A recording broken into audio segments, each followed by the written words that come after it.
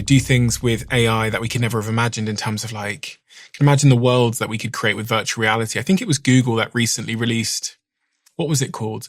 Like the AI worlds. You take a picture and it generates a whole world. Yeah, and you can move through the world. I'll put it on the screen for people to see, but Google have released this technology, which allows you, I think with a simple prompt actually, to make a 3-dimensional world that you can then navigate through. And in that world, it has memory. So in the world, if you paint on a wall and turn away, you look back, the wall. It's persistent. Yeah, it's persistent. And when I saw that, I go, God, Jesus, bloody hell, this is like the foothills of being able to create a simulation that's indistinguishable from everything I see here. Right. That's why I think we are in one. That's exactly the reason. AI is getting to the level of creating human level agents, and virtual reality is getting to the level of being indistinguishable from ours.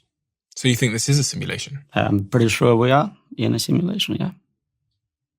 For someone that isn't familiar with the simulation arguments, what are the first principles here that convince you that we are currently living in a simulation?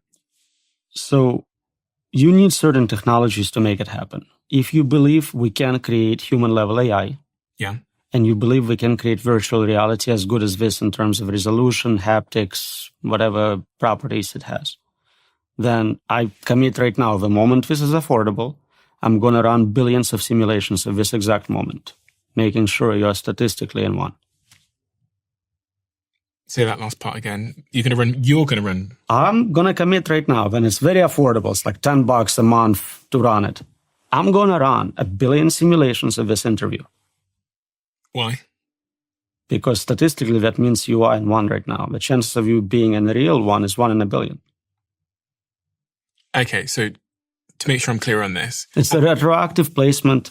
Yeah, so the minute it's affordable, then you can run billions of them, and they would feel and appear to be exactly like this interview right now. Right. So assuming the AI has internal states, experiences, qualia. Some people argue that they don't. Some say they already have it. That's a separate philosophical question. But if we can simulate this, I will.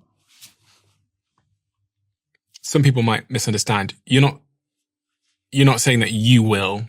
You're saying that someone will. I can also do it. I don't mind. Okay. Of course, others will do it before I get there. If I'm getting it for $10, somebody got it for $1,000. That's not the point. If you have technology, we're definitely running a lot of simulations for research, for entertainment, games, all sorts of reasons. And the number of those greatly exceeds the number of real worlds we're in. Look at all the video games kids are playing. Every kid plays 10 different games. There's, 1 billion kids in the world. So there is 10 billion simulations in one real world. Mm-hmm. Even more so when we think about advanced AI, superintelligent systems.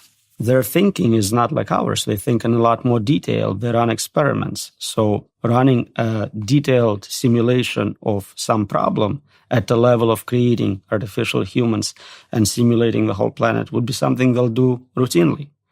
So there is a good chance this is not me doing it for $10. It's a future simulation thinking about something in this world. So it could be the case that a species of humans or a species of intelligence in some form got to this point where they could affordably run simulations that are indistinguishable from this, and they decided to do it, and this is it right now. And it would make sense that they would run simulations as experiments or for games or for entertainment. And also, when we think about time, in the world that I'm in this simulation that I could be in right now, time feels long, relatively. I have 24 hours in a day, but in their world, it could be...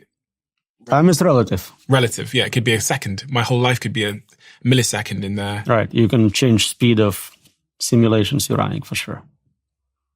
So your belief is that this is probably a simulation? Most likely.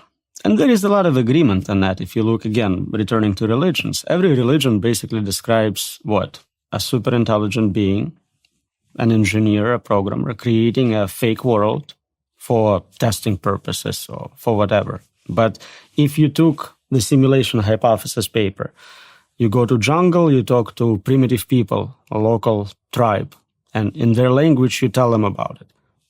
Go back 2 generations later. They have religion. That's basically what the story is. Religion, describes a simulation theory, basically. Right. Somebody So created... by default, that was the first theory we had. And now with science, more and more people are going like, I'm giving it non-trivial probability. A few people are as high as I am, but a lot of people give it some credence. What percentage are you at in terms of believing that we are currently living in a simulation? Very close to certainty. And what does that mean for the nature of your life? If you're close to 100% certain that we are currently living in a simulation, does that change anything in your life? So all the things you care about are still the same. Pain still hurts. Love still love, right? Like those things are not different, so it doesn't matter. They're still important. That's what matters. The little 1% different is that I care about what's outside the simulation. I want to learn about it. I write papers about it. So that's the only impact. And what do you think is outside of the simulation? I don't know. But we can look at this world and derive some properties of the simulators. So clearly, brilliant engineer, brilliant scientist, brilliant artist. Not so good with morals and ethics. Room for improvement. In our view of what morals and ethics should be? Well, we know there is suffering in the world. So unless you think it's ethical to torture children, then I'm questioning your approach. But in terms of incentives, to create a positive incentive, you probably also need to create negative incentives. Suffering seems to be one of the negatives incentives built into our design to stop me doing things I shouldn't do. So like put my hand in a fire, it's going to hurt. But it's all about levels of suffering, right? So unpleasant stimuli, negative feedback doesn't have to be at like negative infinity hell levels. You don't want to burn alive and feel it. You want to be like, oh, this is uncomfortable. I'm going to stop. It's interesting because we assume that they don't have great morals and ethics, but we too we take animals and cook them and eat them for dinner, and we also conduct experiments on mice and rats. But to get university approval to conduct an experiment, you submit a proposal, and there is a panel of ethicists who would say, you can't experiment on humans, you can't burn babies, you can't eat animals alive. All those things would be banned. In most parts of the world. Where they have ethical boards. Yeah. Some places don't bother with it, so they have easier approval process.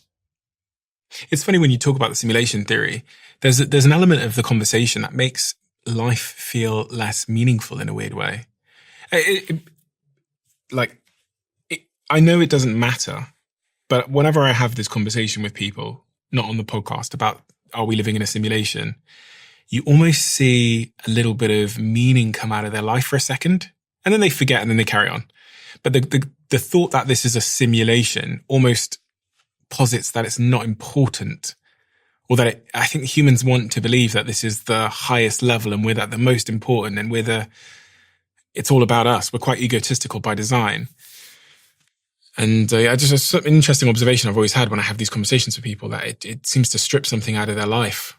Do you feel religious people feel that way? They know there is another world and the one that matters is not this one. Do you feel they don't value their lives the same? I guess in some religions. I think they think that this world is being created for them and that they are going to go to this heaven or hell. And that still puts them at the very center of it. But if it's a simulation, we could just be some computer game that a 4-year-old alien is messing around with while he's got some time to burn. But maybe there is, a test and there is a better simulation you go to and a worse one. Maybe there are different difficulty levels. Maybe you want to play it on a harder setting next time.